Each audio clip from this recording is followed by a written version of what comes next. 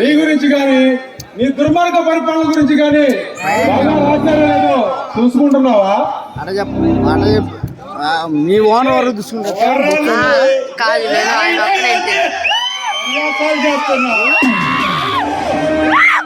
నీతో పరిహాసాలు చేసే నేను నీకు బాగా కావలసిన వాడిని, నీకు వరసైన వాడిని. ఎవడేరా నువ్వు? రాయుడు, నా గురించి ఎంత తక్కువగా తెలుసుకుంటే అంత మంచిది. అసలు ఇంతకి నీ పేరేంటి? నీకేం కావాలి? నన్ను నమ్ముకున్న జనానికి ఉదయించే సూర్యుడిని, నీలాంటి దుర్మార్గుల్ని అంతమందించడానికి భగభగమండే అగ్నిగూడాన్ని, సూర్యాన్ని. నువ్వు ఎవడన్నది నాకు అనవసరం. మర్యాదగా ఇక్కడికి ఎందుకు వచ్చావు చెప్పు. చూడు మిస్టర్ రాయుడు, అప్పల రాయుడు, మిస్టర్ అప్పల్ రాయుడు, నీ పదవి అధికారాన్ని అడ్డపట్టుకొని ఆ కొండవిడి కొండలో ఒక గొప్ప నిధి కోసం ప్రయత్నిస్తున్నావు.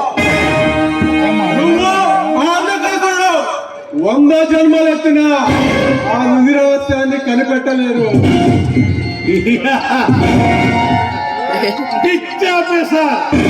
ఆ మిత్రుడు అన్నదాసుడు అతి త్వరలో ఆ నిధి కనిపెడతాడు.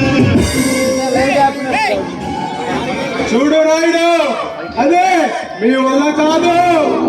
అంత నమ్మకంగా ఎలా చెప్పగలుగుతున్నావు? ఎందుకంటే ఆ నిధి ఉన్న చోటు నాకు ఒక్కడికి మాత్రమే తెలుసు. దాని దగ్గరికి వెళ్ళే రూటు మ్యాప్ కూడా నా దగ్గర ఉంది.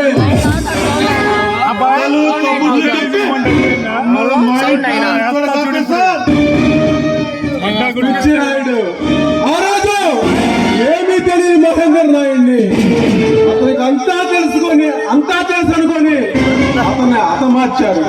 ఈ రోజు అంతా తెలుసు అని చెబుతుంటే పిచ్చి అంటున్నారు. మిమ్మల్ని చూస్తుంటే నాకు నవ్వొస్తుంది. రాయుడు, మహేందర్ నాయుడిని నేను చంపడమేంటి? ఏం మాట్లాడుతున్నా ఆఫీసర్?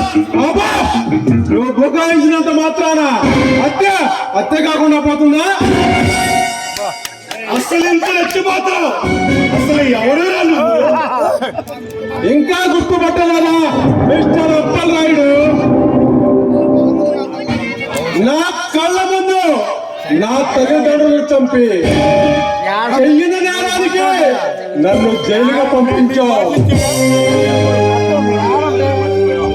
ఆడుతూ కల్పించిన జీవితం మొత్తం నీ వల్ల